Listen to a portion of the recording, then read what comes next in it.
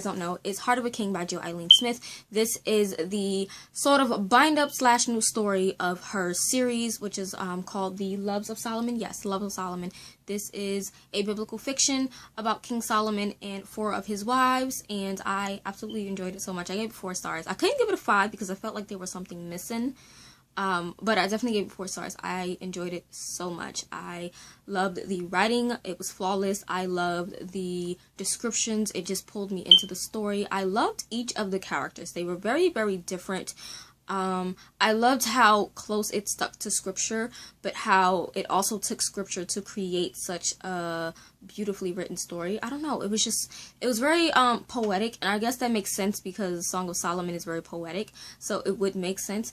But basically, let me just give you a rundown of what this story is about. So it is obviously about King Solomon and 4 of his wives. The first one being Nama, the second one Abishag, the third being Sittai, and the fourth being Nicola. But I'm going to just say the Queen of Sheba because I can never pronounce her name. So, the Queen of Sheba. And it basically looks at Solomon and his wisdom and how well his wisdom worked out for him romance-wise. And it didn't work well. It didn't work well at all. So, my thoughts on this book, like I said, I gave it 4 stars. I enjoyed it. King Solomon was very well written. He was very much the focused man that I know him to be in the Bible. He was very much a very wise man that I know from the Bible. This does take scripture from 2 Samuel, 1 Kings, and Song of Solomon. So these are things I've already studied or read. So I kind of basically understood the scriptures prior to reading this. I will say, I definitely would recommend you guys reading through. You don't have to study those books, but I would say read them through because I know for a few people, they can get confused with biblical fiction and understanding what's biblical and what's fiction. You know, biblical fiction takes scripture and creates stories around them, so you really have to understand what parts are true and what parts are false. So that's pretty much the only kind of warning I would say for this book. But anyway, King Solomon, wisest man, very hardworking, but when it comes to romance, he's just a complete idiot. I'm gonna put this book down. I hope you guys enjoy the book. I'm actually probably just gonna stick the cover here.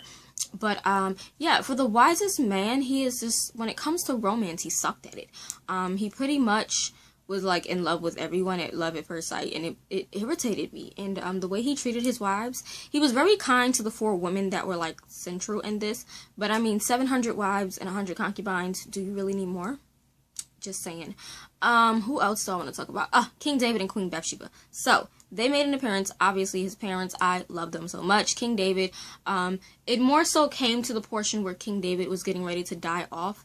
So that kind of broke my heart because he died. And then Bathsheba, she was so amazing. She was really, really more so active with the wives and giving them some type of, I guess, advice and help. Whereas King David was more active in King Solomon's life. So that's that. Now moving on to the wives. So there are 4 wives. 4 that are mentioned. And the first one being Nama. So Nama, I think as the first wife, she was amazing. She was a very sweet girl. They met when they were, I believe, 10, and then they re-met at 15 and were betrothed and got married at 16. So pretty much I think Nama was great as the first wife. She played her role well. She gave him 2 children. Kudos. Now, when I didn't like her was when the second wife came into play. She was very much a jealous person.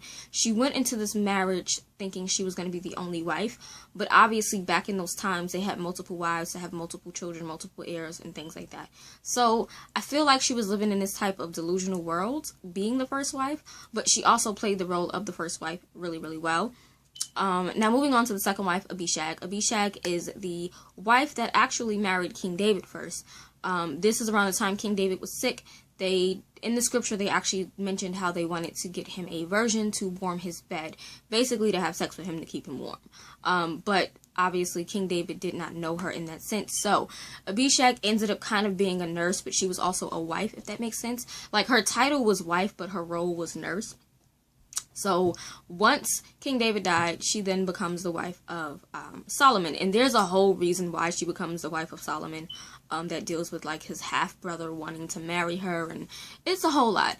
They mentioned it in the book, but they also mention it in scripture. So I'm not spoiling it for you guys. But yeah, Abishag as a character in this story was amazing. I loved her artsiness. I loved her heart. I love how kind she was. I loved how she didn't allow people to walk over her, and she understood her role. She knew that she was a second wife. She knew that she couldn't compare to the first wife, but she also knew that she wasn't going to be the last wife. She knew that she knew that Solomon would have other wives. So she didn't have this delusion kind of like Nama had, and she carried herself very well. If you guys saw the reading vlog, you know how I feel about Abishag. I love her so much, especially for the way she carried herself throughout the story with the different conflicts that took place. Loved her so much. Moving on to the third wife. The third wife was the daughter of the Pharaoh, Sitai. I hated her. I'm biased because I hated her. I really did. Because she was just so headstrong. She was bossy. She was cocky. She felt like things were supposed to be given to her. And she was also Egyptian. So she definitely had this different type of mindset in a sense. Versus how the Hebrews did. I didn't care for her because she was very much forceful on her goddess, versus, you know, Yahweh. And I didn't like it. She very much so used her body a lot when it came to Solomon and getting his attention. She was very sneaky. She plotted a lot of things, and she just reminded me of a serpent. I mean, she played her role very well. Like, she did great as the third wife, being what she was, an Egyptian, a Pharaoh's daughter. But I didn't care for her. Like, the writing was so good that I just didn't care for her, like, at all. Now, there were some parts where I felt like she could be redeemed, but I really didn't care, even in those parts. I didn't care. I didn't like her. I'm biased. She's the only wife that I didn't care for. So moving on, after her, there was a fourth wife, who is the Queen of Sheba, but in this book, Jill gave her a name, which is Nicola. I think Nicola. It'll be on the screen. I can never pronounce it right. I'm probably going to have to rewatch Jill's video and figure out how to pronounce his name properly. But, yes. She was the Queen of Sheba, and I loved her a lot. She's literally second for me to Abishag, because she was very much, obviously, a queen, so she knew how politics worked. She knew how to run a kingdom. She knew how to carry herself. She understood how things worked. She was also very smart with how she handled things, and she knew right from wrong. There was an incident in the story that kind of made me mad with Solomon. It pissed me off with Solomon so bad. And she was almost going to do it. This close to doing it. I'm not going to tell you guys what it is, obviously. If you want to know what it is, watch the reading blog, because I talk about it in the reading blog in depth. But I don't want to spoil it for anybody who wants to read it and don't want to know anything about the story. But I will say Nicola was amazing. I enjoyed her as the fourth wife. Obviously, as a queen, she carried herself phenomenally. Overall, all the wives were amazing to me as the characters in the story. They all served a different purpose.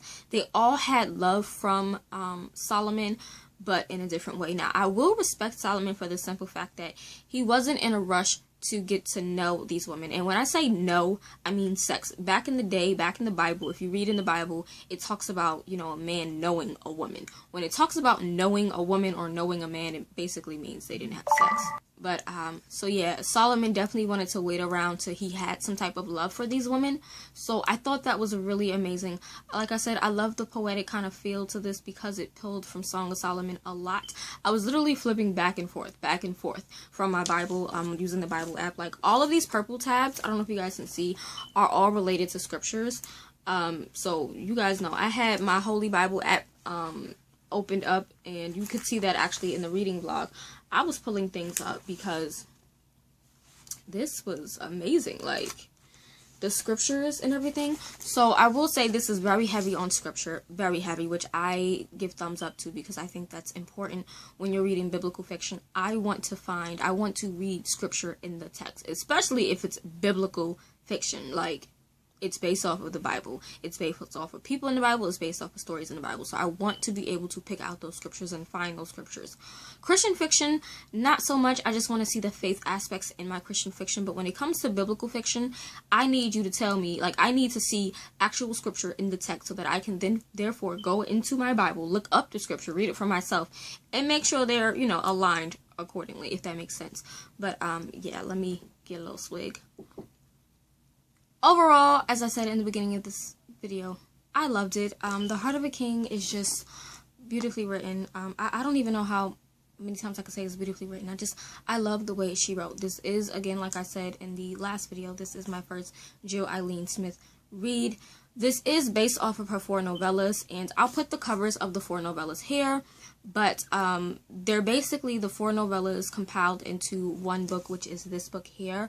But also it includes the perspective of King Solomon. So she does still advise that you read the novellas. I'm personally going to read the novellas. They're all less than 110 pages, 106 I think. So I'm still going to read the novellas to see if there's any differences. But I will say, for having not read the novellas, and this being my first Jill Eileen Smith, I'm highly impressed with her writing. I love the story. I fell in love with it the minute I got into it, and I loved how she spaced out each wife. I do, however, I think that's why I didn't give it 5 stars. I do wish that there was a lot more interaction between the 4 wives, though now that I'm thinking about it, they probably would not have interacted that closely. Like, I know Abishag and Nama, the first and second wife, they interacted because they lived, like, I believe, in the palace. But Sittai didn't live in the palace because she was from a foreign land and she believed in a different religion. God, goddess, I don't even know. But she didn't believe in Yahweh. So he didn't allow his wives that did not believe in Yahweh to live in the palace. He actually built them a palace outside of the walls, which that's a whole nother thing that I didn't understand. There were a few chapters that introduced his daughters from the foreign wives, and I thought that was pretty interesting that Jill included that. Just seeing his daughters who wanted to be like him, but I guess they had to follow the religion of their mother, or like the faith of their mother, so they couldn't live within the palace walls, and they really wanted to live in the palace, but he couldn't allow it because of the laws that God created for the Hebrew people. So I thought that was interesting. There was also this thing where, like, all these foreign kings and things brought, like, women for him. I didn't understand. Like, I felt like he should not have accepted those women. And I feel like that's where everything went wrong for King Solomon. It's like when he started to accept and marry these foreign women, when God clearly gave, like, laws for them not to do that. Whatever. Like, you know, just, Solomon just, he irritated me with the things that he did. Because it's like, you're not intentionally trying or wanting to break the laws, but you broke them regardless of it being intentional or not. So you had to deal with the consequences, but God didn't really reprimand you for it, but there were still consequences for your actions, even if it wasn't intentional. So I feel like that's where things just went crazy for him. But yeah, Solomon as a whole was just a very interesting character, very interesting. But yeah, I definitely would recommend The Heart of a King by Jill Eileen Smith. I will say I am obsessed with this cover. The colors, the spine, blue and purple. I have this thing with, like, teal and purple together. I think teal and purple is really pretty. Teal and lavender is really pretty. I love lavender. Like, that's my color, hence why I have lavender a part of the DOI logo. Lavender is, like, one of my favorite colors. Okay, so, and what it also symbolizes within Christianity as well. So yeah, but I enjoyed this book a lot. I definitely would recommend it. Totally would tell you guys to check it out. Even if you read the 4 novellas, still read this, because I think even though she says it takes pieces from the novellas, I still feel like it's a complete different story. Now, like I said, I'm not 100% sure because I haven't read the novellas. I do plan to read those novellas, but I enjoyed this nonetheless and highly recommend it. So if you guys are interested in seeing my written review, I will leave